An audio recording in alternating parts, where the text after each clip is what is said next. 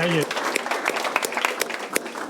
All right, can you guys hear me? Yes. Can you guys hear me even in the cheap seats back there? Yes. Yeah, all right. So I guess we're gonna be okay without the microphones? All right. Boy, I am so tempted to tell a joke right now. How about you? Yes, I've done it. I've been on the stage telling jokes before. Oh, well, here's your second chance. So we're gonna go straight to it. So the book, Derek, congratulations on the book. Give Derek a big round of applause. Thank you. If there's one thing I know for certain from my adult life is that writing a book is a gigantic pain in the ass. It's really, really hard. It takes a huge amount of time. So I tip my hat, if I had a hat, to anybody who did that. So congratulations, Derek. This is also a especially provocative book because you start with this idea, let's retire retirement. All right, so you say that, we're gonna hit straight to the heart of it. You say that our whole idea of retirement is broken. What do you mean? So I feel like, and this borrows from my 27 years as a financial advisor, where I was brought up to ask people, what age do you want to retire? Not do you want to retire, but what age do you want to retire? We're all automatically opted into this construct, this idea, which is barely over 100 years old. And to go along with that, it's this idea that we're supposed to do work that we don't necessarily enjoy, and work really hard and put off and sacrifice our health, our happiness, our relationships in the name of being able to one day have this and experience it. And what we're seeing with this unretirement movement is that a lot of people are getting there now, and it's not what they were told it was going to be. Stop on that for a second. So they get there. What surprises them when they arrive? That now all of a sudden they don't feel like they can enjoy everything that they thought they were going to be able to enjoy.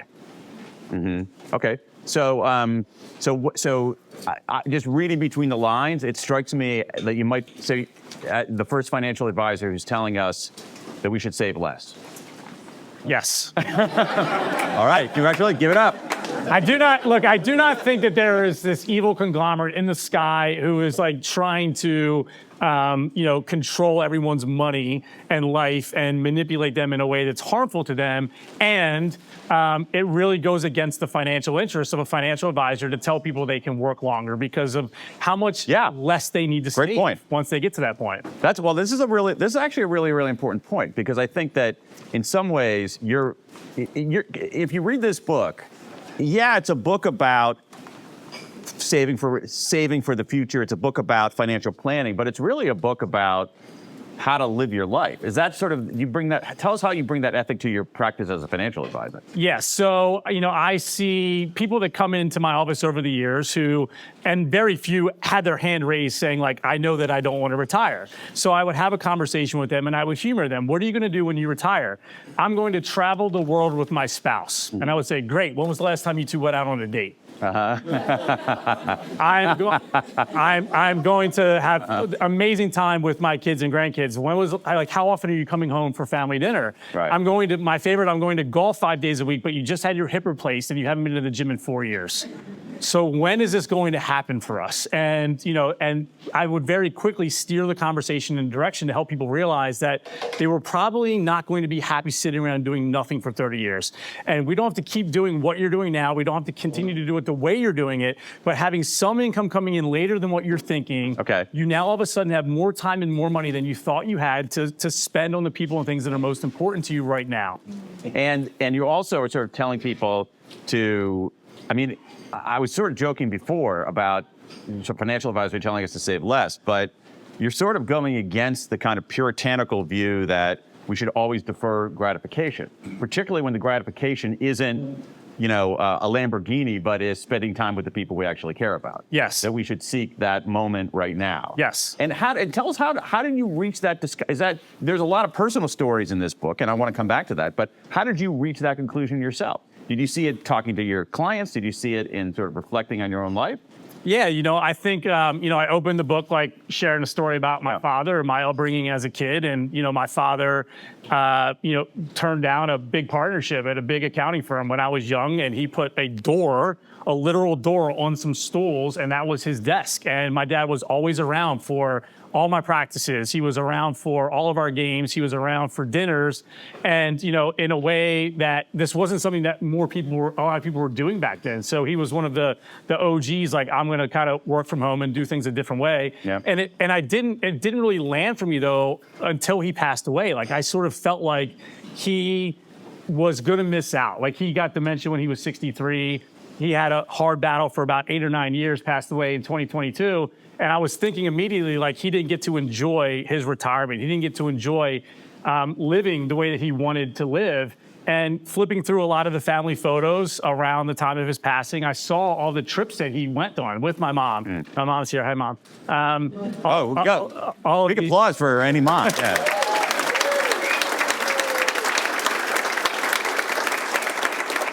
They went on all these wonderful trips and had all these great experiences. And my dad, I don't think, would have actually retired, even though he said he was looking forward to it. And I was like, oh, this was subconsciously, this was the blueprint for me and the way that I'm showing it for my family and my friends and the way I'm living my life right now. Yeah, I mean, you say explicitly that your father was a blueprint for this book and also for your life. To what extent is he a blueprint for other people? Like sort of a cautionary tale that, you know, terrible, I mean, I would imagine that most people in this, I just to testify a little bit, like I have a father-in-law who I just saw literally a few days ago who is gripped by dementia, is declining very quickly. It's a horrible thing to see. It's something that a lot of people have to reckon with. Is your father you ever bring up the story of your father with your clients or with your friends as kind of a cautionary tale of, you know, seize the moment right now? Yeah, you know, like one of the main detracting statements that I get, you know, with this idea is that, well, what if something happens to me and I need the money? Well, it's like, well, if something happens to you, are you going to be glad that you worked all these extra hours? Are you going to be glad that you avoided your family as much as you did in the name of having a lot of money? And look, we're probably getting like a little ahead of ourselves here, but from you know, before most financial advisors were having the conversation, I was having the conversation with my clients about talking to their parents about their health and about their financial situation. Right. And I've referred to Alzheimer's and dementia as the iceberg to your financial plan's Titanic. And that if you do everything right, you save, you get all the returns that you thought you were going to get, and one or both of your parents ends up needing long-term care for an extended period of time, you can wipe out everything that you had. And so I did, while my dad was completely healthy and my parents were in a good place, I helped them get long-term care insurance, which ended up, like, you know, really saving them a lot of money. You write about that toward the end of the book, about having these kinds of, we're sort of skipping around a bit, but you write about that at the end of the book about having those kinds of conversations. Let's see a show of hands. How many people have parents who are alive right now? Okay, so a decent number of you. And how many of you have had the conversation about end of life with them? Okay, for this crowd, I'm not surprised, but that wasn't everybody. Yep. You want to give us some pointers on that? I mean, it's something that makes us uncomfortable. Yes. It's something that makes us uncomfortable. And I mean, I can testify to my own experience here that my father, who passed away several years ago, you know, I had to make the decision whether to remove life support. That was not a decision I ever wanted to make. And I don't want anyone else to make that. But the fact that I had had a conversation with him about that very issue gave me the kind of spine to make that decision, knowing that I was carrying out his wishes. Yeah. So give us some pointers on, I mean, again, let's begin by talking about death and decline, you know, but give us some pointers on the kinds of conversation we should be having with our parents about that, and then we'll move back to some of the other things. Because you talk about long-term care, and you talk a lot about having the conversation. Tell us what you mean. Like, just start. Like, there's a lot of different ways to approach this. There are some parents that are open to it. There's a lot of parents that are not open to it. There's a pride thing. There's a pride factor. At the end of the day, if something happens to your parents, or a parent or a loved one, and you are going to step in and help them, you're not going to let them spend down all their money and live on the street, then you need to let them know that it's falling on me ultimately. And so I really need you to kind of expand and elaborate a little bit on your situation for me, because I'm the one that's ultimately going to going to bear the brunt of this if things go sideways. Look, to your point around, power of attorney, like it was a difficult situation for all of us with my father, but my father and my mom had met with an attorney. They had a draft in the will. We're not going to do certain things that are going to extend my life. And we were able to refer to this legal document at a time when emotions wanted us to do something different. Interesting. Yeah.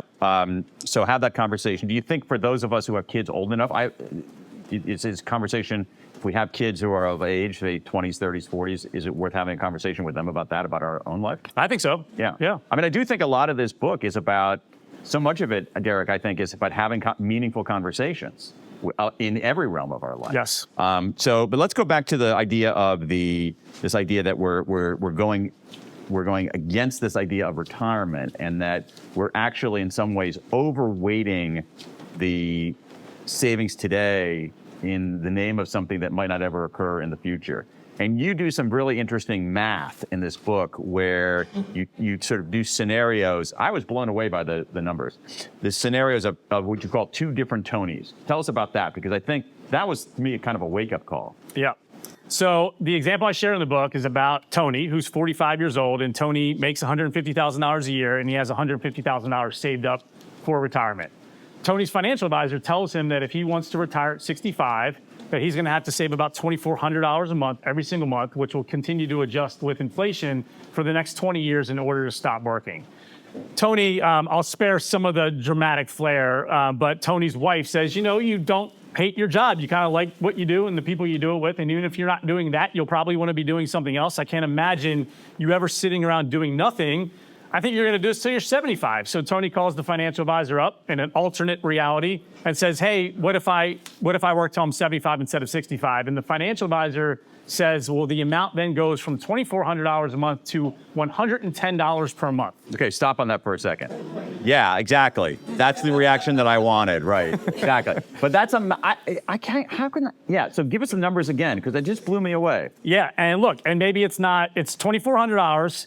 And look, I've got all the basic assumptions here, 3% inflation, standard tax rate, 7% growth rate on your investments leading up to that point, 6% after, and I have Tony dying at 95 in both scenarios. And the reason why it works is you have, in the first example, you have Tony working 10 less years. He has 10 less years to save, and then he needs the money, an amount of money that will last for 30 years. In the second example, he has 10 more years of working, 10 additional years of the money being able to compound, and then the money only has to last for 20 years. Mm-hmm. So we've seen all of these articles that say you should have saved a lot more when you were 23 years old to take advantage of compounding interest, and we didn't do that, and we feel dumb for not doing it. And look, if you would have done it, it wouldn't have mattered much anyways, because you're all making a lot more money now than when you were 23 years old.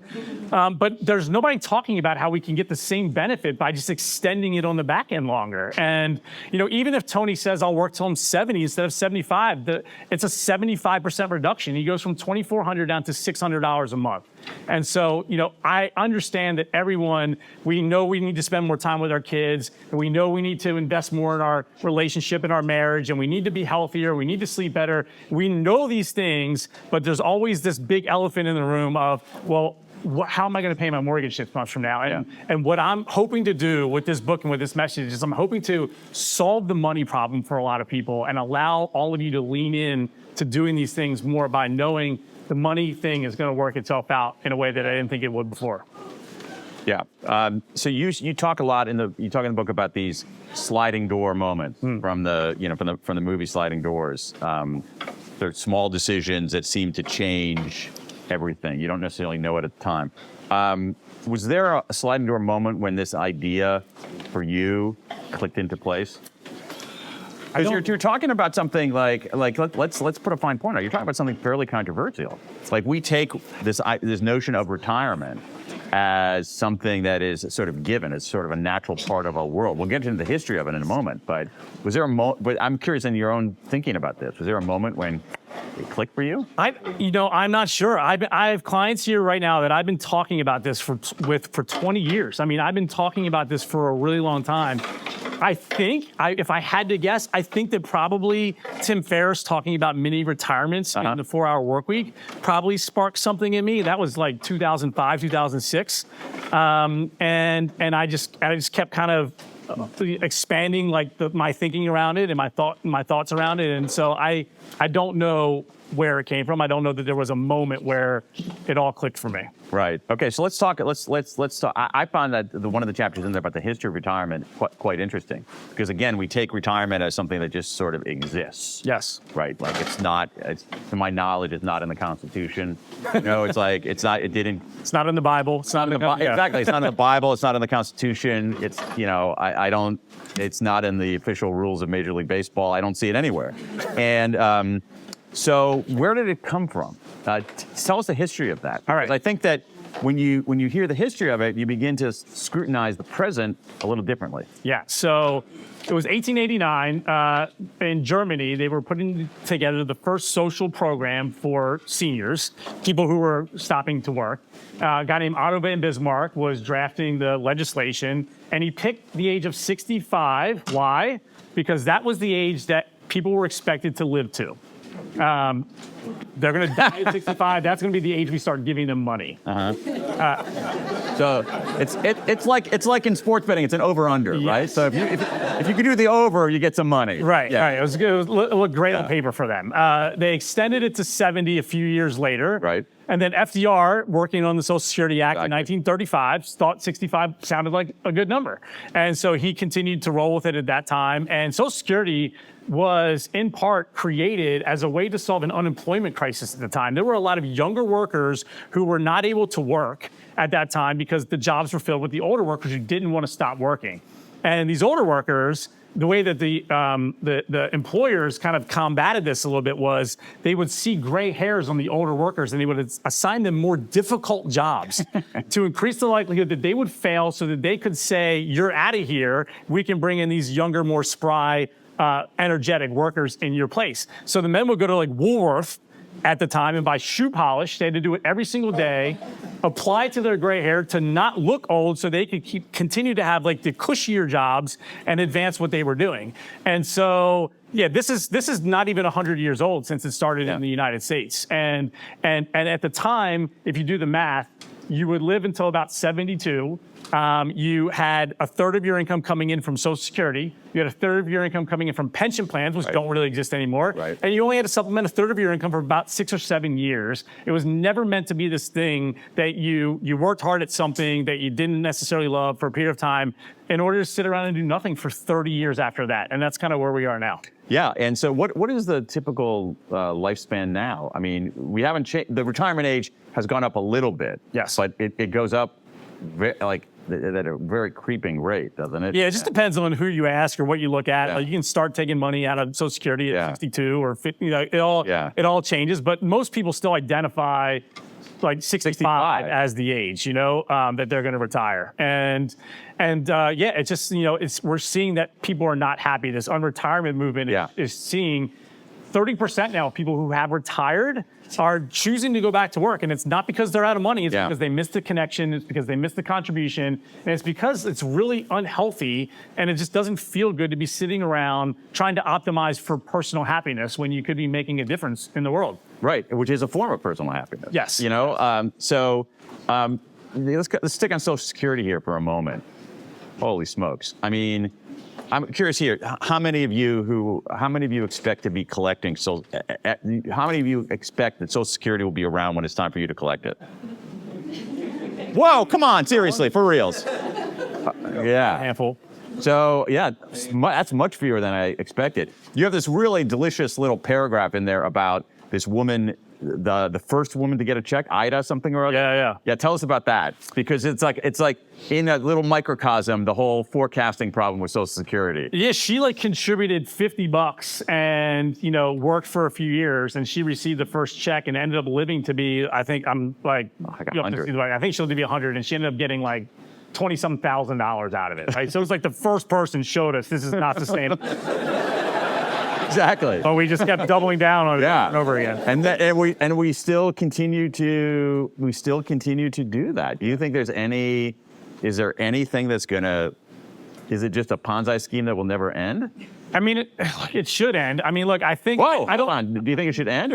I don't know. Like, I don't I don't know that there's that many people upset if a politician says everybody under the age of 45 or 40 just plan on not getting it, right?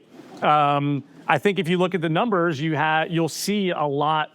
The majority of people that are taking money out are getting out way more than they put in, right? So there is a little bit of I put money into it, I should get some out of it, but yeah, it's just not. It's going to be very difficult for it to continue, like with people, especially with the baby boomers starting now to retire and not having as many people coming into the workforce to add to it.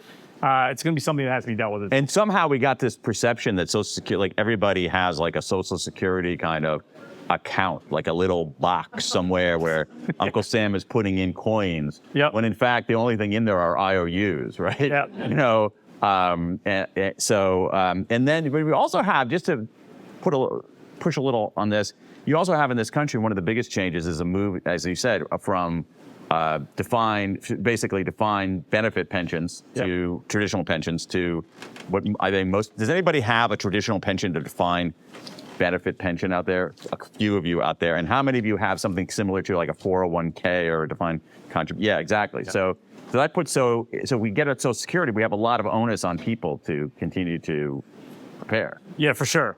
And I think, when Social Security was first set up, there was an alternative plan that was explored that was more of a like a universal basic income, right? Essentially. Oh, interesting. And a lot of the workers sort of fired back and didn't want a handout. So the Social Security, the way it was set up, worked really well for a lot of these proud men who didn't want to feel like they were taking from anybody. They could say, I put my own money into it and now I'm taking something out of it. Interesting. So you write a little bit about this movement that's sort of, in some ways, contrary to what you're talking about, which is are these sort of, forgive me, I'm going to put a fine point on it, sort of young, bro-ish types who, forgive you, if you're a young bro-ish type, forgive me, who had the FIRE movement. Yeah. Tell us, how many of you are familiar with the FIRE movement? Okay, yeah, I figured here. So tell us a little bit about, for those of you who don't, what it is, and then why you actually treat it, I think, kindly, the way that you write about it, but there's a degree of skepticism there. So tell us what it is and why, why it's happening and what it means. FIRE stands for Financial Independence, Retire Early. And it's essentially, I guess it was started by millennials. And it's this idea, the buy-in for me, where if I'm not being as friendly, the buy-in is you're supposed to hate what you do. And you should find a way to stop doing it as soon as possible. You should put off enjoyment. You should skim. You should save. You should not buy the lattes. You should have Folgers coffee, every single day. You should like have Velveeta mac and cheese. Like just do whatever. That's all right. That one's all right. Yeah. Live in your parents' basement. Like until you can stop doing it all at 37 years old, and then live a life of complete minimalism and void of enjoyment and amazing experiences. Sounds great. Yeah, sign me up. And it's like, it's a huge. I hope that like the movement of my movement ends up half the size of their movement. But is it for real, Derek? Like, do you think like there are people who are actually doing this, or are these like they're gonna have the same realization at age 37 that people are having at age 67, saying, "Oh my God, this is boring as hell. I don't want to do this." I was at my son's travel soccer tryout a couple weeks ago, and a man I met was talking to me about the book, and he was engaged, and then came back 2 days later, and a woman was there who said, I overheard your conversation with this guy, and I posted it on Facebook because I completely disagree with it. She posted an overheard conversation? Yeah. There was a guy talking at my son's soccer practice tonight who actually thinks we should work longer and thinks that that's what's going to make us happy. And she's like, and surprisingly, some people commented and agreed with you. And as I'm talking to this woman, and she's explaining it to me, and like, oh yeah, well, I guess if I could do things a little differently, I probably wouldn't want to stop working in 3 years. And she's gonna be able to retire at 51. Oh my God. When her kid is 17 years old and about ready to leave. And I can just like, I took it very easy on her. I was just like, yeah, like, I'm glad this is working out for you. I'm glad you're happy. And she wasn't happy. And she wasn't like, but she was open, I think, she was asking questions. But look, I mean, I recognize that whether it's someone like that or whether it's somebody that's like 65 years old that's reading my book, it's going to be harder for them to read it. They're going to feel some regret. You've bought into this idea that I'm going to do this a certain way for 10, 12, 15 years. And then I'm here to tell you, like, you should have spent more time with your kids. like they're not necessarily going to say like you're right. They're gonna defend their actions and their choices. And you know, and look, I'm not trying to save everybody, but I don't want to scare them away either. Like I want to provide a space for them where, okay, now you're 52. Like what can you do about it? Well, I mean, I think what you're trying to do is rattle people into a new way of thinking. Yeah. And try to dislodge this word. One of the things that I was thinking about when I was reading this is like, is there a better word for retirement? Like, can we just, like you say, let's retire retirement. So what if we got rid of the word? Is there a better word out there for it? Living? I mean, just, all right. I just want us all to, all of this. That's like fantastic. A little bit more. That's very good. Yeah. Yeah, you just want it to live, but a lot of it is, again, I mean, I have to say, Derek, like this book is like, you know, it's like appropriately and deliciously kind of controversial and counterintuitive because you know, we've all been told to defer gratification. You're saying, like maybe have a little gratification because life is about gratification. You have this wonderful example. I learned from one of the best, by the way.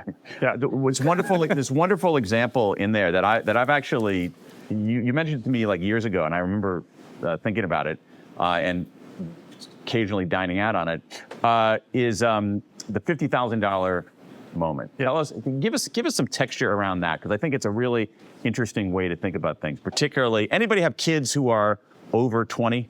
Anybody out there? Yeah, okay. So for those of you, I have 3 kids in the 20s. For those of you who have kids who are like 20 and over, this is actually like sort of a show, interesting.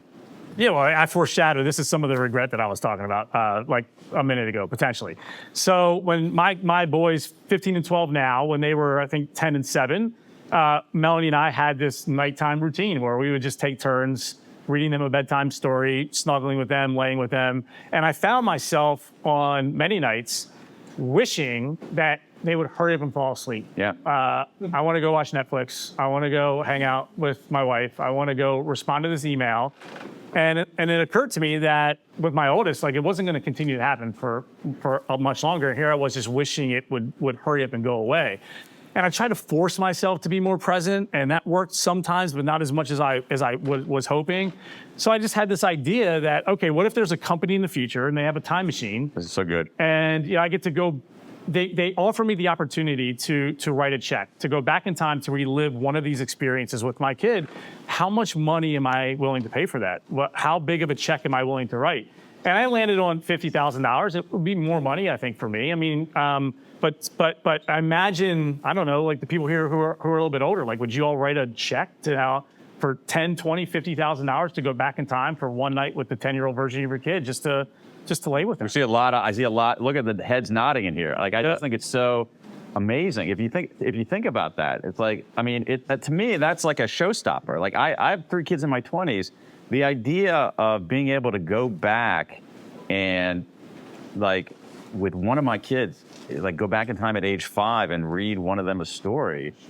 Holy smokes. I mean, I don't even know what I would pay for that. Right.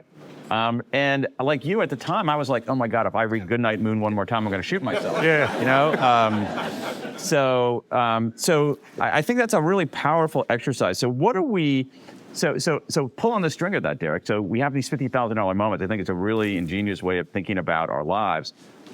What do we do with that? Now that we know that, all right, what do we do? Yeah, so for me, like I'm not snuggling with my 15-year-old son anymore, unfortunately. But like we have we lift weights together 3-4 times a week. We're in a gym, we're hanging out. He's not talking to me for 45 of those 60 minutes, but I'm in the game. I'm getting in that bat. Like we're connecting. I'm there if he needs me. My youngest son we're in the car a lot with travel soccer, and I just know I'm going to miss them when they're gone. I mean, one of the main reasons why I started this book and put it down for like 4 or 5 years is because I was living a lot of what I was preaching. Like I just wanted to really be present as much as possible for my kids. And there are $50,000 experiences that are happening like every single day in our lives, whether you have kids or not, and we're not treating them like $50,000 experiences. And unfortunately, there's not going to be a company with a time machine in 10 or 20 or 30 years. And even if you're spending a lot of time with your kids, I've never met anybody that said, you know what, I maxed out on the time that I spent with my kids. Yeah. I wish I... Especially, well, you have a nice stat in there from Tim Urban, where if you, tell us about that, where if you sort of widen the focus out from the moment to the totality of your kid's life. Give us that. Yeah, so if you have a kid who goes away to college, when they leave, you've already spent 93% of the time that you're going to spend with them over the course of your life. If you're, You just made some parents start to cry. it's worth crying over. It is. It's really kind of heartbreaking to think about it. I mean, if you are 65 years old and you see your parents, or let's say your parents are 65 years old and you're 45 years old and you see your parents twice a year, what are you going to see them 20 more times? 25 more times?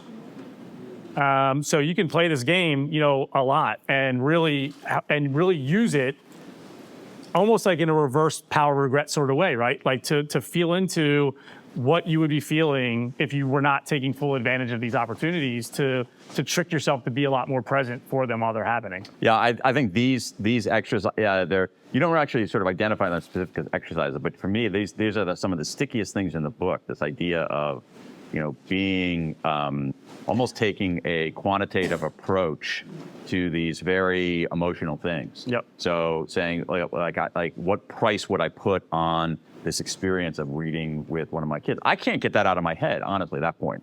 What price would I put on that? And then also thinking about any of you guys follow Tim Urban? I think Tim Urban was the one who, Yeah. I met him at Jason's mastermind talks. Jason Cass brought him in to talk to us. Yeah. So that when your kid is going off to college, your kid is going away to college, you've already spent 93% of your time with them. And if you have parents above a certain age and they don't live near you and you only see them a couple times a year, that you can literally count the number of times in the rest of your life you're going to see them. Yep. I mean, those are very bracing, and I think, but appropriately bracing. Society wants us to work our hardest and have our best earning years during the time when our kids need us the most, This is like the stakes are high here, guys. Yeah. And so you're saying that a way to combat that conflict is to extend the working at the end. And even the way I live my life is sort of just like it's a smaller example, a shorter time frame where I am not interested in having like a bunch of speaking gigs right now. I am not interested in ramping up the amount of time and energy that I'm investing into my work, but I'm going to be very excited to do it a lot more than I'm doing it now in 5 years when my youngest is out of the house. And so for me, it's like the way that I get to spend all this time with my kids, with my wife, with my friends, with all the people that I love, it's sponsored by the knowing that I'm going to be like, almost like somebody wrote me a sponsorship check. It's sponsored by the knowing that this income is going to be coming in 5 or 6 years. And I get to lean into all of this a lot more right now because of that. What do you say to someone who says, okay, Derek, that's nice sort of theoretically, but it feels kind of risky to me because I'm in my prime earning years, and I don't have infinite money, and there are trade-offs in life. Yeah. Are you telling me? Are you sort of selling me a bill of goods that there aren't trade-offs? Look, I will say this. When I started writing this book in 2017, I was going to do it as a business card and use it as a way to attract more clients for my wealth management practice, and those clients would have been wealthier people, the people that I serve. And, I sold my practice in 2019. I still am in the business and I still have my core clients, people that I love working with. I've been working for a long time that I serve, but I'm not really interested in growing that in a significant way anymore. And so when I was able to come back and revisit the book after 4 or 5 years, I said, I get to now write a book that is potentially going to impact and help a far bigger audience than maybe like the wealthier people that I was originally going to write it for.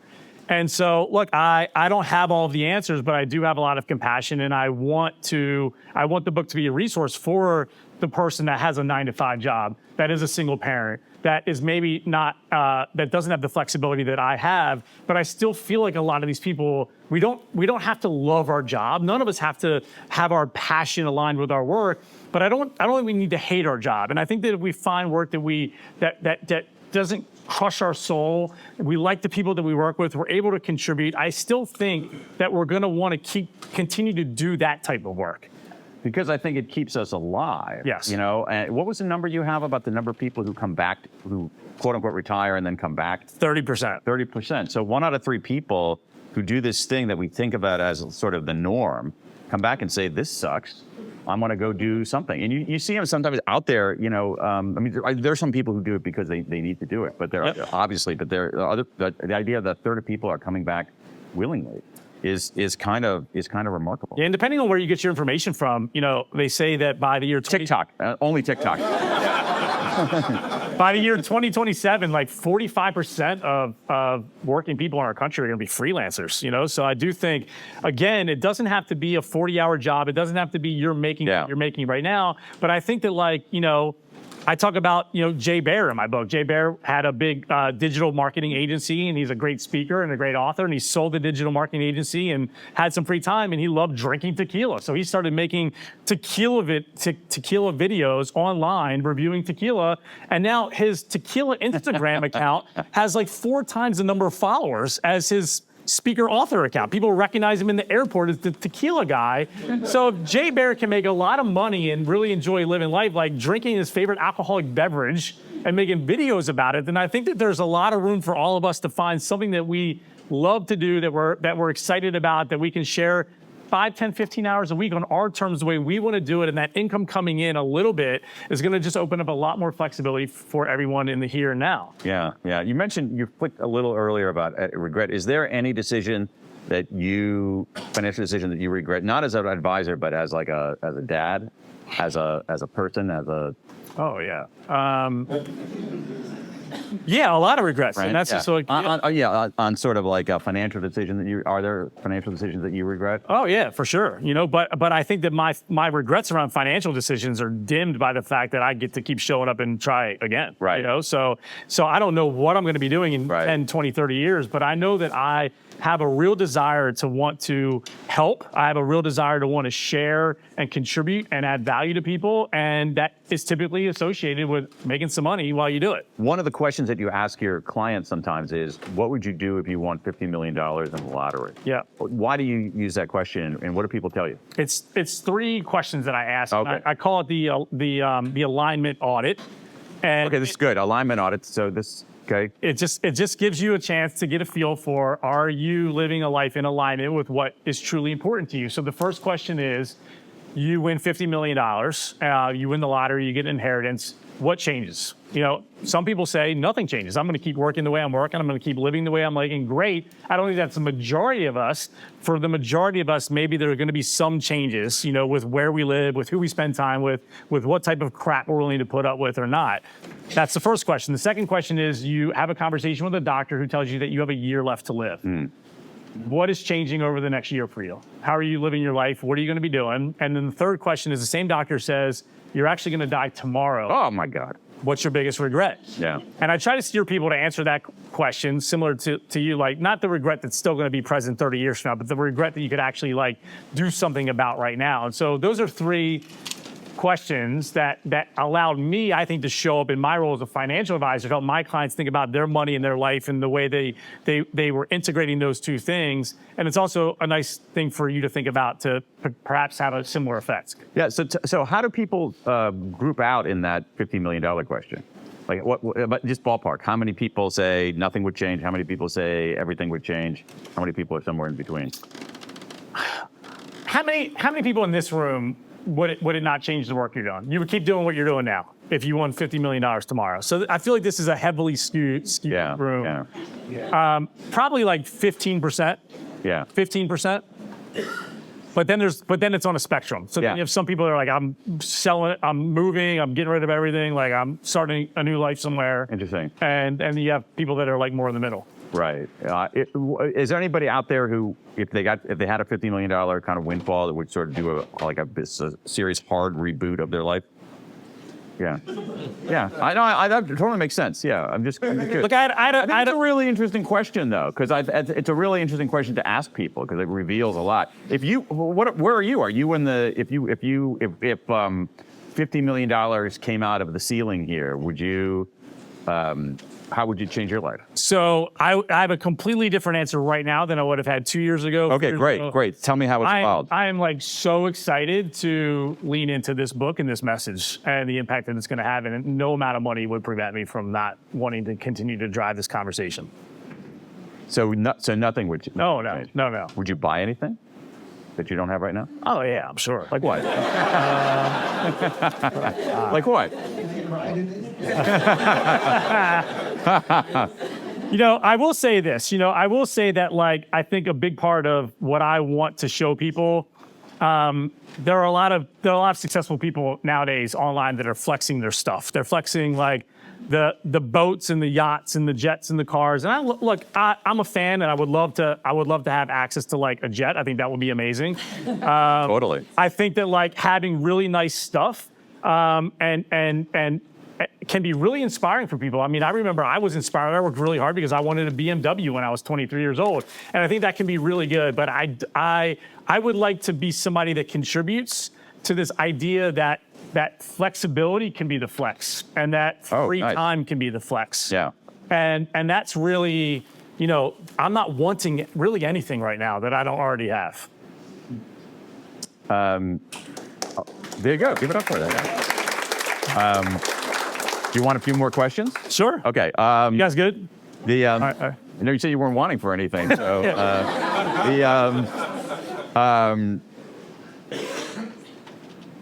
you've talked about this a little bit, but I just want to sort of double click on this one line that I have underlined here, which is, don't save so much that you miss your life. Mm-hmm. Now we sort of circled that, but just tell us why that's true. It's come up tangentially in this, but I think don't save so much that you miss your life. Look, there are that's powerful, actually. I mean, it's a very simple statement that packs a lot of meaning. And then the extension of that is that, you're saving it for a life and for an experience that might not actually be what you think it's going to be when you get there. And, I think that a lot of this is happening on a very subconscious level. The water cooler, what's your number, and how much do you need to save, and how much do you have saved up? And everyone has just opted into the money game without thinking a lot about it. And I talk about the assumptions, and I wrote a little article to expand on this here about a week ago, the assumptions to go into what do I need to save in order to retire and have this great life, and all of the things that you have to nail, the inflation rate, the tax rate, like it's 8 things, and it's like an 8-leg parlay on FanDuel, and your odds of winning that are like non-existent. Like you're not going to win that bet, but all of these people are just marching up and down the street every single day, completely confident that they're going to get this 8-leg parlay right. Like, by the way, like even if you're right, and you're not going to be right, but if you're right about earning 7% a year every year in your portfolio for 19 years, and then you're 20, you lose 20%. Now you're working 6 more years. So you have to get it right every single year. It's actually much, much more complicated and harder to achieve than just an 8-leg parlay. So like really, how long have we thought about this stuff? And one of my favorite books of all time, Stumbling on Happiness by Daniel Gilbert. And I don't think he's written any book since. And he just talks about how we do such a terrible job of predicting what our future selves are going to want. And, and regardless of what you think your life is going to be like in 10, 20, 30 years, I'm here to tell you that you're going to be wrong. You're 100% right about that. It's going to be. I mean, you're 100% right. It's not going to be what you thought it was going to be. And you're just living your life in a way that is not. That you're making decisions in the short term that are not going to yield, I think, the impact that you're going to hope they yield. I mean, you quote Gilbert in the book, and you quote his book in your book, and Gilbert has this idea, what he calls, you mentioned, is what's called the end of history illusion, which is essentially that when you say, so let's say whatever age you are right now, look back 25 years, ask people, look back 25 years, and have you changed in the way that you approach life and your values, whatever. And everyone says, oh, yeah, I'm a very different person from when I was 25 years ago. And then they say, well, what are you going to be like in 25 years? Oh, pretty much the same. What kind of music are you going to like? Oh, pretty much the same. And it's never right. Yep. And so in a way, it's a great point that we're making in retirement, we're doing something for someone we haven't met and don't know. Yes. And we could be making a colossal mistake serving that person. Yes. I mean, that's kind of, I think it's powerful. You also talk a lot about. I'll say also too, like talking with, clients, again, just sitting there with them and letting them say what they think they're going to want, like an outcome to be down the line. Like if you are, ask me the question you were going to ask me. I'll come back to that in a second. Okay. All right. Well, no, you talk a lot about in this book that's about, it's interesting because it's a book that has the word retirement in the cover. It's a book by someone who is sort of trained professionally as a financial advisor. And a lot of it is about meaning. Yes. Like, tell us, what's the difference between happiness and meaning? All right, so there was a study done by her name was Barbara Fredrickson, and I think the study was done at North Carolina maybe, and she went to Stanford. It's correct in the book. There's people in two separate groups: people that were prioritizing personal happiness and people that were prioritizing meaning and purpose. And 50-50. The people that prioritize personal happiness, I want to be happy. They hooked up their brains and their hearts to all sorts of monitors, and what they found was nothing that was good. Inflammation went through the roof. Immunity went down significantly. The response in the body was the same response the body has when it's dealing with chronic adversity. So dealing with the loss of a loved one, dealing with the loss of a job, and conversely, the people that were prioritizing meaning and purpose, they were here for something bigger than themselves. It was the opposite effect. It was the inflammation was extremely low. The immunity was at a high level. They weren't getting sick, and so, ironically, the summary here is that if you want to be happy, don't directly pursue happiness. Bingo. Yeah. Like, be here for the purpose, the meaning, something bigger than yourself, and that will indirectly make you much happier than you would be if you were solving for how can I sit on the beach with a fruity alcoholic beverage as much as possible. But do people actually like doing that? Like for more than an hour? Yeah, right. A week, right? At most. A week? Yeah. Good to God. Yeah. I think people that really hate what they do for a living, I think that sounds amazing to them. And I think that they'll be happier doing that than they will continuing to do what they're doing now. But I don't think maybe. But you also say, I'm going to quote you back on this. You say, it's a good line, just because you hate your job doesn't mean you'll love being jobless. Yeah. I don't think it's going to lead to maximum repeat happiness for anyone. Right. It's a reprieve. It's a break. Right. Right. And you're encouraging people who hate their jobs or want to do something else, like later on, to try something else, to experiment with new identities. Oh yeah. New professions. Yeah. Side hustles. Those Drinking kinds of tequila, all of it. Yeah. Yeah.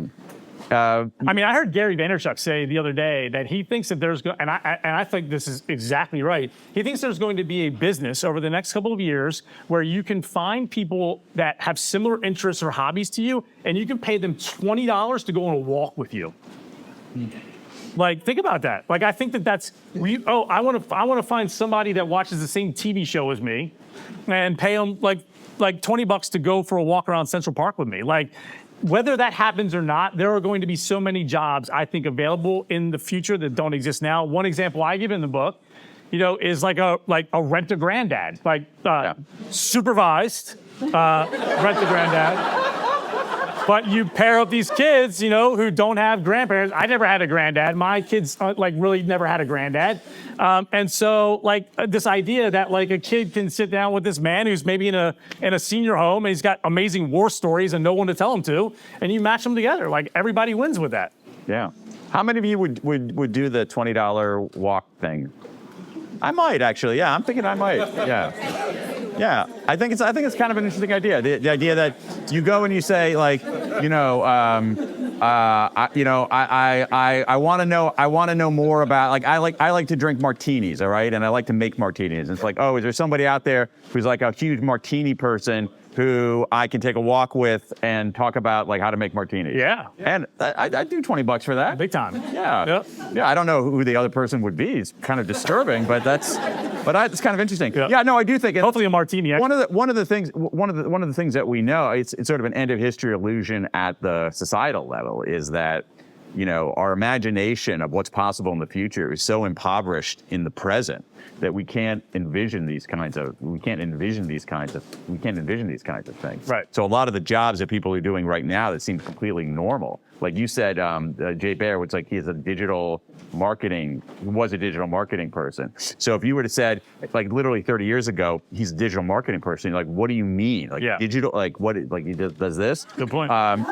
Or if you said it's even 15 years ago, he does, he's a tequila influencer on TikTok. You would say, what? What does that even mean? And so there is this. Good point. So there's a great degree of possibility out there that we just simply can't see in the present moment.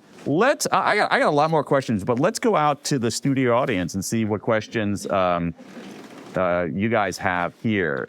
You want to just, how do we want to do this, you guys? Do you want to just do a show of hands?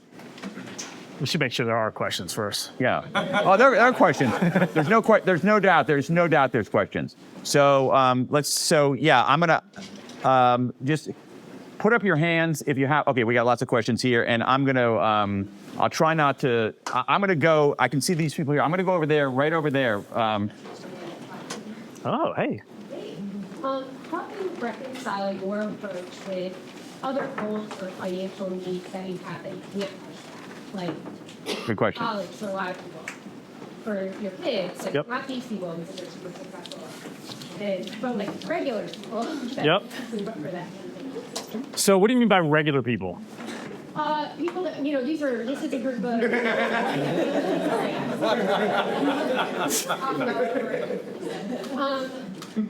So this is a group of very successful entrepreneurs that are creative and find a lot of ways to make money and have a lot of money. So I just like people that are working jobs, like I assume that that's always in their audience, right? Like just Yeah. jobs. Yep.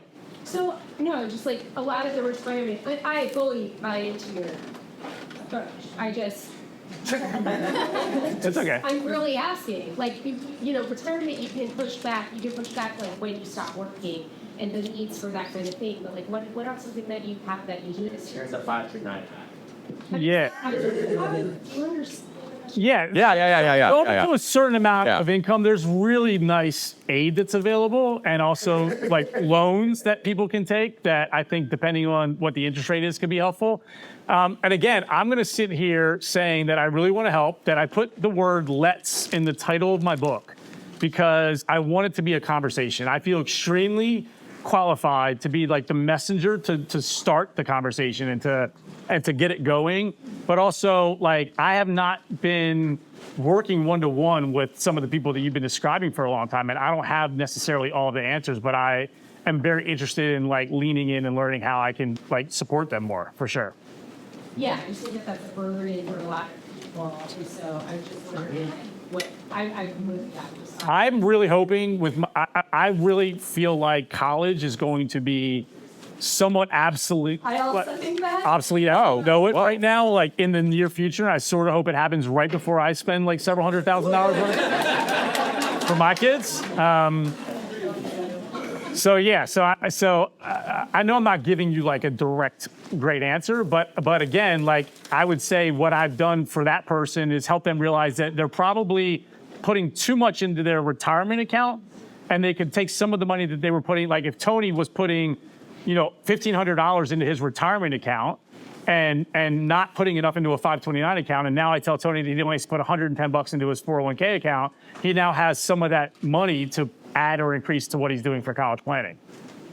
Yeah. I have a quick question for the audience.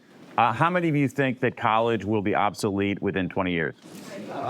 Whoa. Do you remember that I'm almost positive that you had a statement that I saw like on a headline of something like 10 years ago or 5 years ago, and you said it was something along the lines of like, we're gonna know that college is gonna begin its downfall when a bunch of like Ivy League grads get out of college and there's no job for them. Did you ever say anything? I don't think so. Okay. No, but Sworn it was you. But When I retell the story, I give you like I attribute that to you. if it lands, please yeah. contribute to me.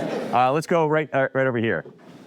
Following up on that, one of the things that's standing out to me from the retirement conversation is, and as a millennial, I'm really sensitive by your stuff that you brought up. I think about it coming from the growth culture above that. I think a lot of us are looking, how do we make ourselves independent of the system? Not about how do we stop, how do I not have to work? Right. So like the way that we are, our relationship with the concept of retirement, I think has evolved.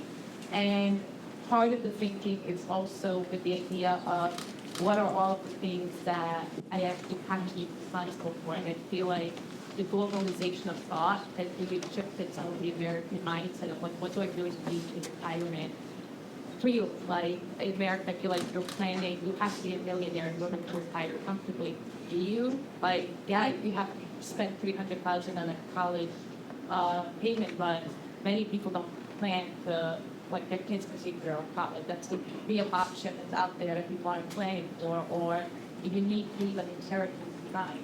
Like why would you die to spend every dollar? That's a great plan. So what the concept of what do you need to have to be independent of the system, I think is the way that the thought is shifting more. So having kind of explore, I have my book get really, maybe explore the idea of like, maybe not necessarily retirement, but the relationship with what do you need to get out of retirement in general. So when you say that they don't have to work, right? But you're able to opt out of it. What do you mean by that? That means you have enough money that you never have to work again? Not necessarily. Like when I say I want to be done, like having to be tied to the system, like that's part of it. You know, like for my husband and I, like as much as we can, would invest in real estate, for example, because like I'm not gonna have to put that much effort into that making some income down the line. Like so, I could sit on a beach and sip alcohol for probably a good 20 years. So but I like the. I just told you that was going to lead to your demise in 3 years. Everything's shutting down. I think that's part of the issue with like American culture is that we're so used to this like grind. Yeah. We actually don't know how to chill on a beach and just like relax. Yeah, I mean, I think Like it's a toxic habit that we have of just driving this need to like, like, what am I doing with my time right now? Like I will spend so much time with my family. I will volunteer my time for organizations that I care about. I will help hopefully people. And you're doing all that now? Somewhat, yeah. Okay. Like I do a lot less than I wish I could. Okay. So my argument is that why not do it more now and then continue to do it later instead of having it be more skewed one way or the other? There's a term. Yeah. There's a term in the wealth management world called financial independence. You have enough saved up so that you never have to work again. And if you work, you only work if you want to, not because you have to. Well, if I get to a point where I only have to work if I want to, not because I have to, and then I decide to work and earn any penny above and beyond that, now I'm bringing in money that I technically don't need. Yeah. So why didn't I go back in time and spend that time or money differently on things that I would have rather been doing instead? So, like I hear what you're saying, and you feel very passionate about the way you're approaching this. And if you're happy, I'm happy for you, and you should keep doing that. But I would also say that like you're saying like I want to do more of this in the future, and I'm saying that as long as you want to plan on contributing and working and earning some money, then you can do more of all that right now. I get that, but I think that there's the idea that even like the way that the majority of Americans probably aren't represented fully in this room, like have a relationship with money. There are things that they are planning for that aren't just retirement. And so I'm fully on board with like everything that you said from the perspective of who the things that you love right now. I constantly think about you know, like, holy shit, I'm so happy tonight. I hope that tomorrow I have But with that said, there is something that like, when I hear something praised, I also, with everything else that's going on in America, I'm like, is this another one of those things that's telling us to stay on the dance floor forever? Like, Yeah. there's a part of it that's like triggering stuff. Interesting. Yeah, look, I have I have 3 paragraphs in my last chapter. My last chapter is called Investing in You. And it's basically saying, hopefully I have shown all of you that because you're going to work a little bit longer than maybe what you thought, you now have more time and more money that you get to spend differently right now. And I talk about anything from me, like quitting all of my addictions and having a full-blown midlife crisis, to the $250,000 that my wife and I spent on couples therapy over the past 18 years, to the fact that I think we're in a fun recession right now in our society and that adults are not having enough fun. And there are people that have heard me talk about the fun message, and they think that my book's about having fun. No, my book talks about that as one thing for 3 paragraphs in the last chapter. So I'm not saying there are some people that need to hear the message that they need to have more fun. There are some people that need to hear the message that they are going to work a little bit longer. And there are some people that need to hear the message that they're working too much and that they should find a little bit more balance in their life. So I try to have something for, to kind of cover it from all angles, if you will. All right, so what else do we have? How about right in the front row? Yeah, what did you learn about yourself? I need a layup.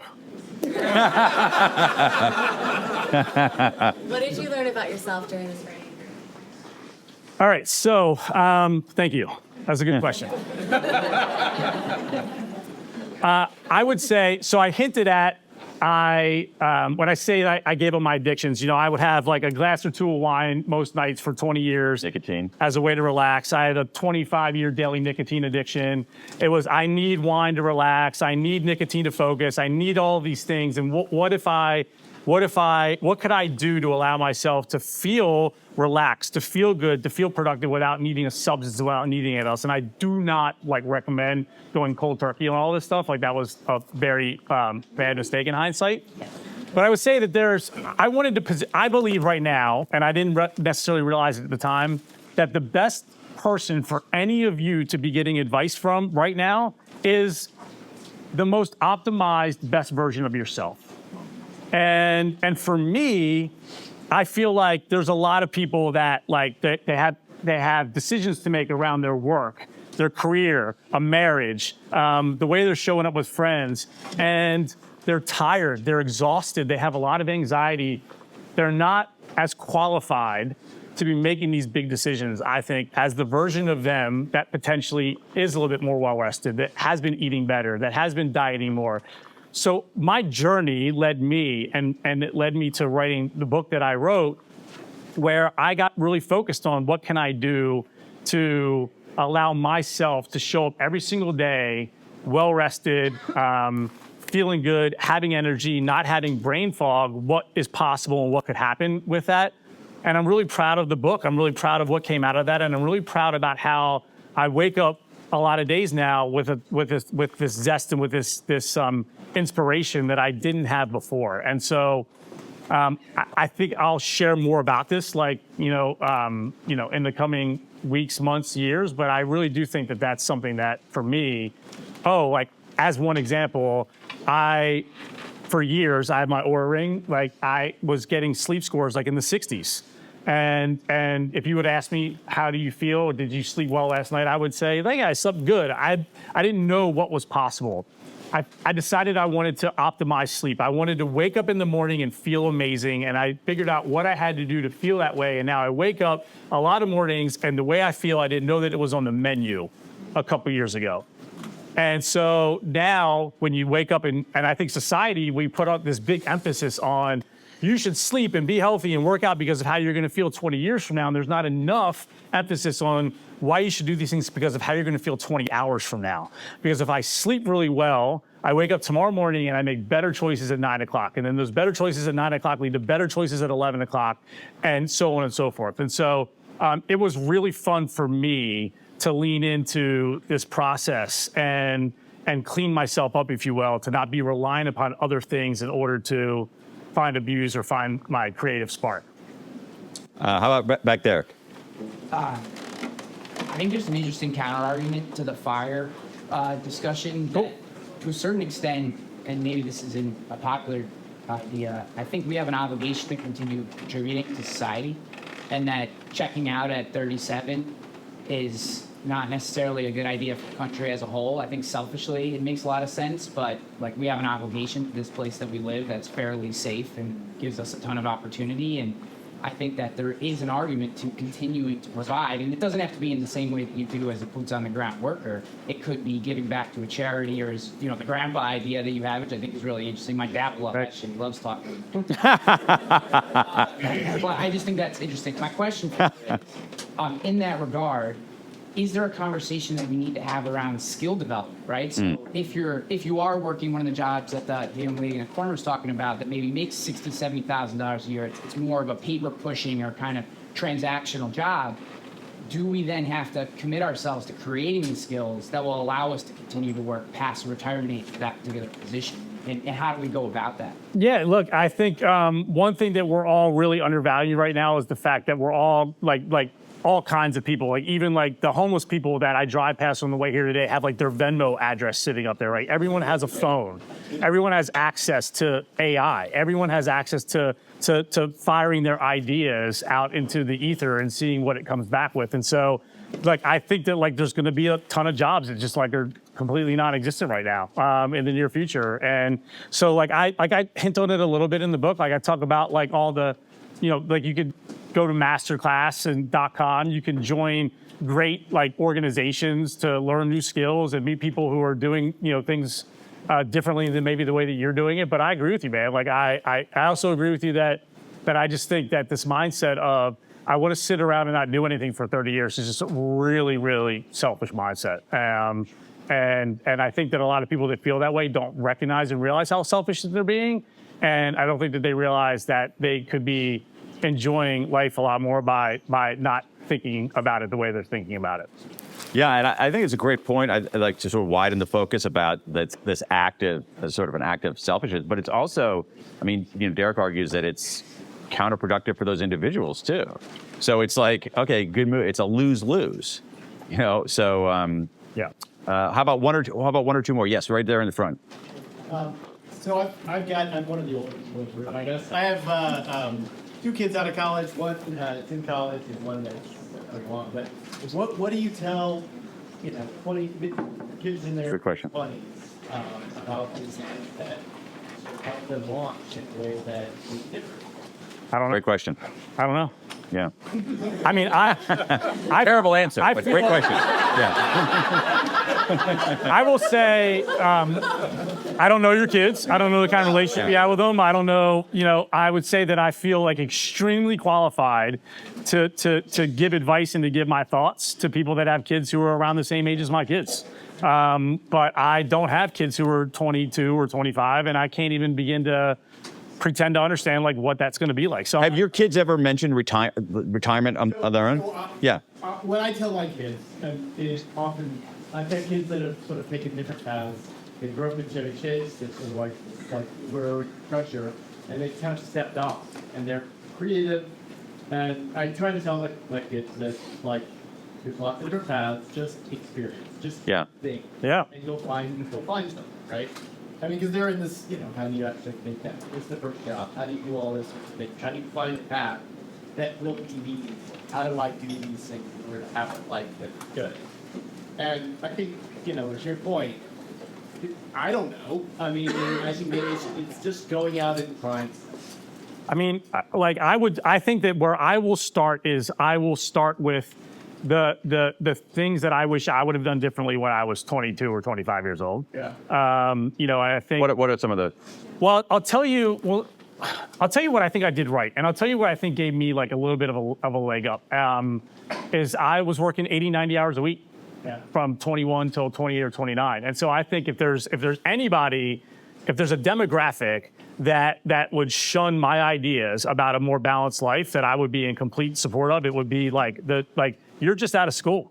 Like I can't even begin to describe like how much of an advantage a 22 or 24-year-old is going to have if they're putting them back 80, 90 hours a week at the office right now, building up their business, developing skills, and so I think a lot of where I'm at now, like part of the reason why is as much as I talk about like the kids and maybe the balance that you're talking about, one of the main reasons that I decided to charge forward with writing this book is my kids were sort of like reaping the benefit of all of my hard work without ever actually seeing me work that hard. Good deal. And so like I thought part of what I wanted to do as their parent was show them like me working hard at something, being passionate about something, taking the bull by the horns and starting something new. And I think they've been really enjoying like being a part of the process and seeing that. Interesting. Let's go right down there in the right field line. Yeah. I would think that in making your book, you had to cut out a lot of things. What were the key things you cut out, and are those enough for another book? All right, so I'm going to double down a little bit on like the whole like the wine and the nicotine and all of that. It was more of like a addition by subtraction for me. So one of my favorite, I promise you I'm not going to get religious now. One of my favorite Bible verses is called the parable of the sower. It's the idea that like a seed falls out of the sky. Seed is synonymous with like connection to God or the connection with like the highest and best version of yourself. And in this story, 3 seeds fall down and they land on pavement, they land in a crack, they land in a thorn bush. Nothing happens at all. There's no fruit that is born. The 4th and final seed lands in fertile soil, and it produces 100-fold what was intended. And what I've always found very interesting about this story is that it either doesn't work or it works beyond your wildest dreams. It never does like exactly what it's supposed to do. And so for me, I'm just loving, and I like continuing to focus on the fertile soil, which is the sleep, the exercise, the diet, the relationships, the stress, all of that. And if I can share some of what's been working with me that will help other people get closer to that, then that's something that I'm excited about, potentially exploring in the near future. But I for sure, getting rid of a lot of these things. And when I say addiction, I wasn't an alcoholic. I wasn't it wasn't affecting me, but I was addicted to how it just took the edge off a little bit instead of being addicted to figuring out how to. Things that you got rid of, like chapters, like other. Oh.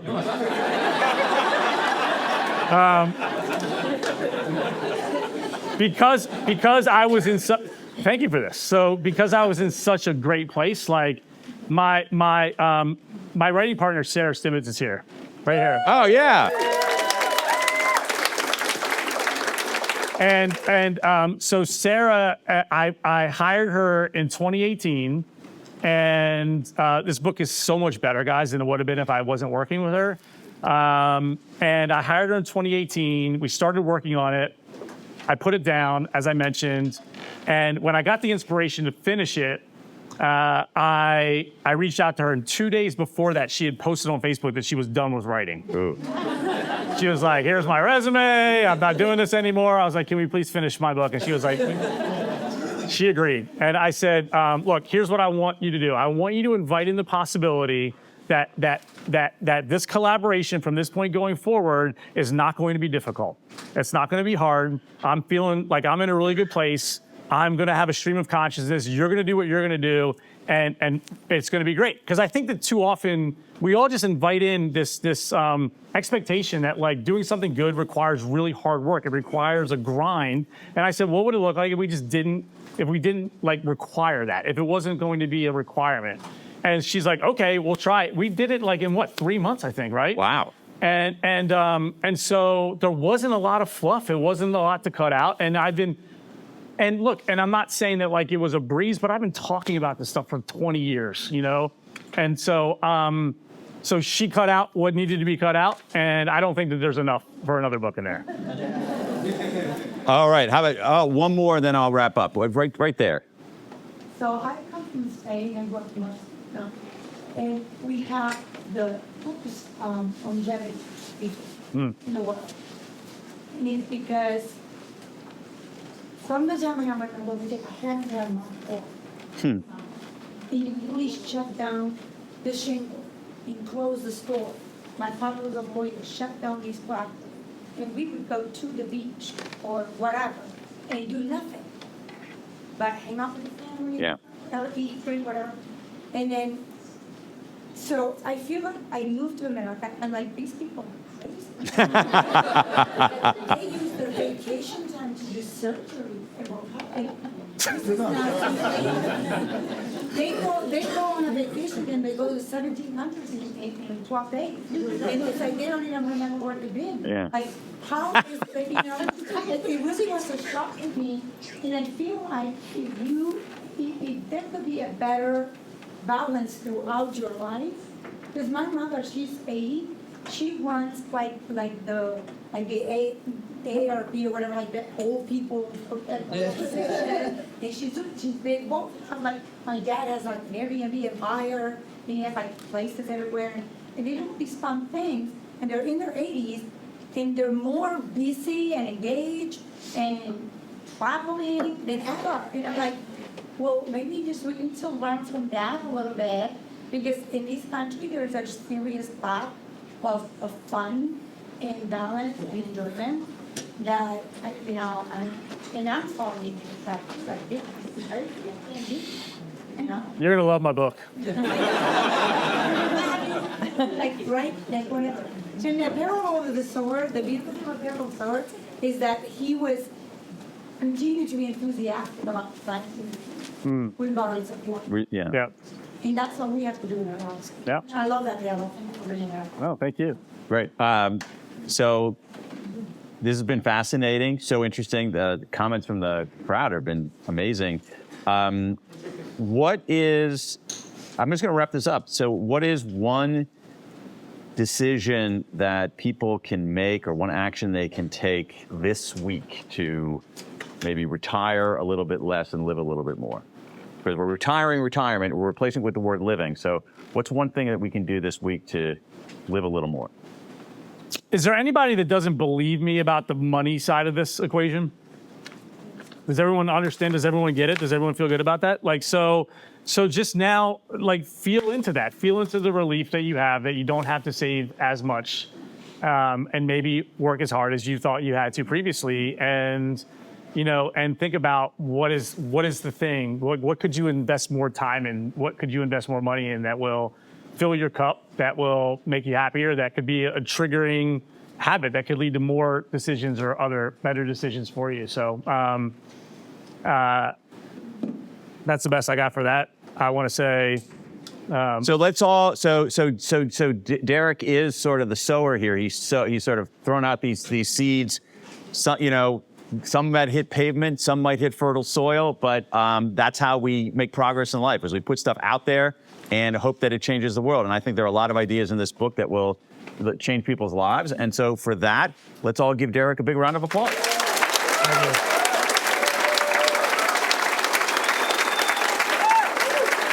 We're done. We're good. Thank you, Daniel Pink, for incredible job questioning me and grilling me, and thank you all for being here.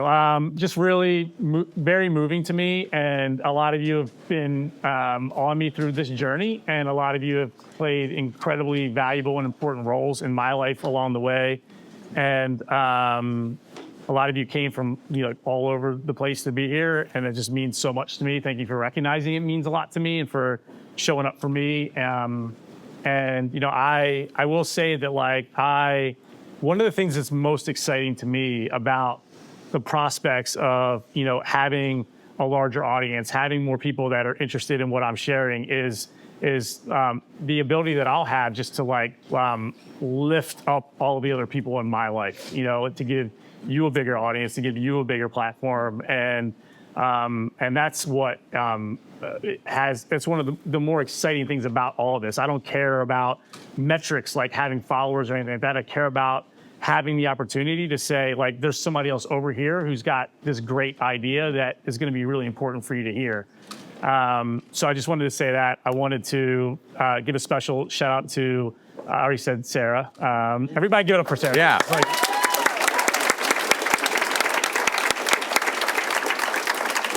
And next to her is Liz Marshall, who's been my right-hand lady working on my book strategy. And our Dex and Kayla. Oh. And my kids are probably, like, they're on their iPad or something. And last but not least, you. And my amazing life.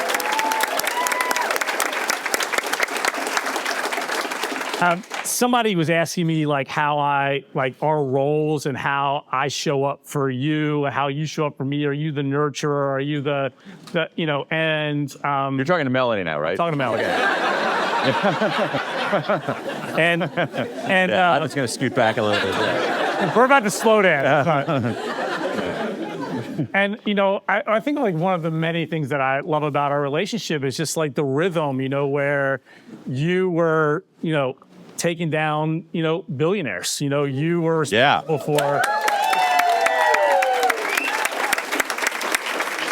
And, like, I got to show up for you in a very supportive and nurturing way. And now you've been able to do this for me with this book. And you do all of the roles better than I do them. But just how I don't know, just I can't believe I get to be married to you. And I can't believe that.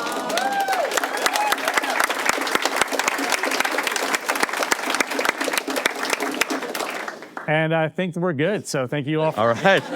Oh, well. No, Dan. Oh, thank you. I got. Oh, nice. Cool. Okay. So, you got this? Okay. All right. All right, y'all. I'm going to go ahead and call Jerry up to the stage because we're going to thank our sponsors. Thank you so much to Pete Ryan with Ryan and Wetmore, our resident cadre accountant. for many years. Thank you so much. And we're going to give a little National Capital Bank shout out. You gotta. Oh, you want that? All right. Derek, I just did want to also say I'm sitting in so much gratitude for the leader that you are, for the teacher that you are, for the wayfinder that you are, and Sarah and Elizabeth for just like helping bring all this to life. It's just amazing. I'm a lot of gratitude for it. Thank you. A little louder. Ooh, can you hear me now? Yeah. And the mentor that you are. And one of my mentors, a couple of years ago at 2 Cadre Cons ago, had talked to me about, like, hey, this concept of you should really put 10% of your money in a community bank. And I was in like Bank of America and Wells Fargo. Sorry if anybody here is from those places. This is not going to be an inspiring speech for you. And I was like, what do you mean? And he was telling me that if you just put 10% of your money in a community bank because they take care of the community so much better. And so I'm like, oh, like I'm in this community cadre, and Jenny is in cadre, and she's one of the sponsors, and they're at National Capital Bank. So, all right, I'm going to do it. I'm going to put 10% in. I said, why just 10%? And they said, well, if you give them 10%, they're going to earn the rest of your business, and you'll see that it's just a totally different experience that you've been having. So I gave this speech and talked some people into doing it. And what didn't surprise me at all is that so many people, I said, if you're not local to this region, not in this community, then just do it in the community banks that near you, wherever you are. But if you're here, definitely do it with National Capital Bank through Jenny. And so many people reached out to me, which didn't surprise me, and said, hey, I did what you said. I went and put my money in a bank, and you were right. It was definitely a better experience. But then a couple people reached out to me and said, hey, I did that, and I didn't have the experience, not at National Capital Bank, but in their communities, other places in the world. I didn't have the experience that you had. And I said, oh, that's interesting. I said, well, why are you calling to tell me this? And they said, well, I just wanted you to know that it sounds like you actually have a really special thing there with National Capital Bank. And I just thought you should know, like, maybe that's just an abnormal experience you're having. And Ree was one of those people. Ree, for those people that don't know, and he's a legendary entrepreneur. He is also like implements everything he learns fast. So he went, put 10% of his money in a community bank in Austin, not at National Capital Bank, and he was like, yeah, it just isn't what I felt like I heard you say. And I said, well, rephrase to me what you heard me say. And he said, I feel like what you said was that these people are partners in you living the life of your dream. And I think about Dan Pink said tonight, like, this book is about money, but it's really about like living the life of your dreams. And I said, I hadn't put it into those words, Ree, wherever you are, but thank you. That is true. Like, they are partners with me. We are working together to live the life of my dreams. And so maybe if you are not in this area, you shouldn't listen to what I said. You should just figure out a way to get in this area and put your money in National Capital Bank. And I love you, and I appreciate you. I appreciate all the sponsorship that you do for these cadre events, because even that is helping this man live the life of his dreams, and that's not something that Bank of America, Wells Fargo, Citibank, or those banks do. Thanks, man.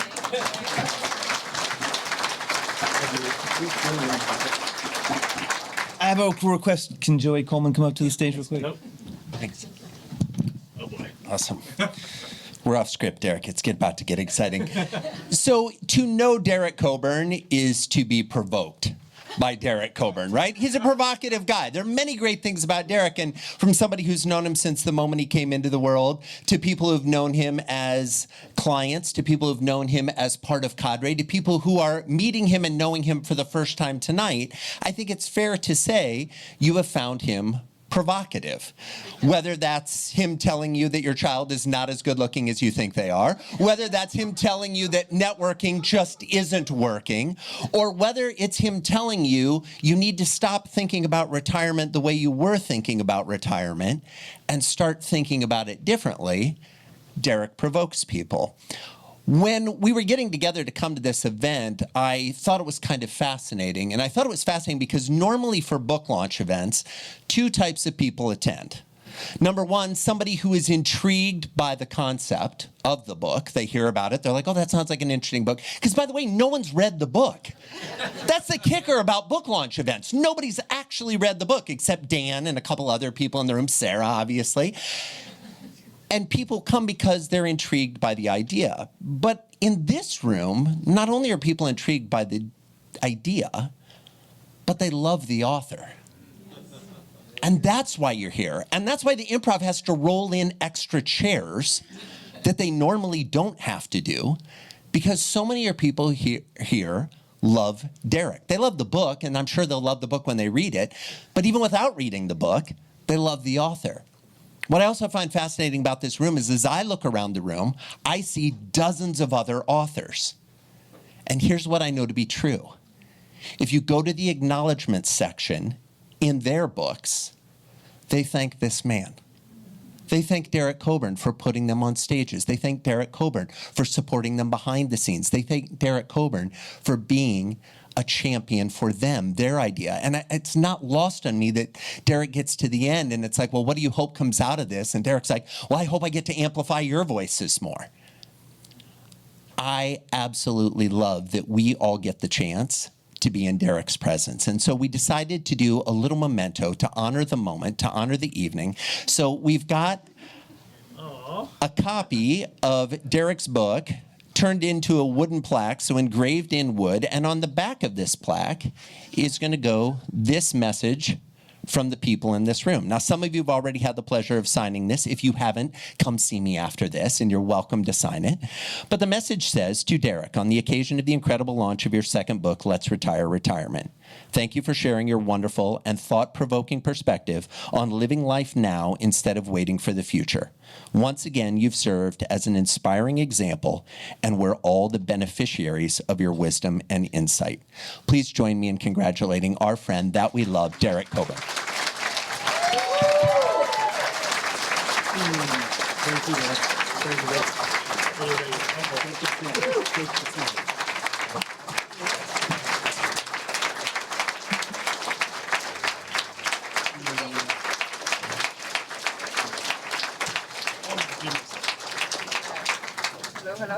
That's it, y'all. That's a wrap. We're gonna have food and beverages. Enjoy your time. Thank you all. Thank you all. Thanks, Serena, Pat, Mary. Thank you. Oh, no.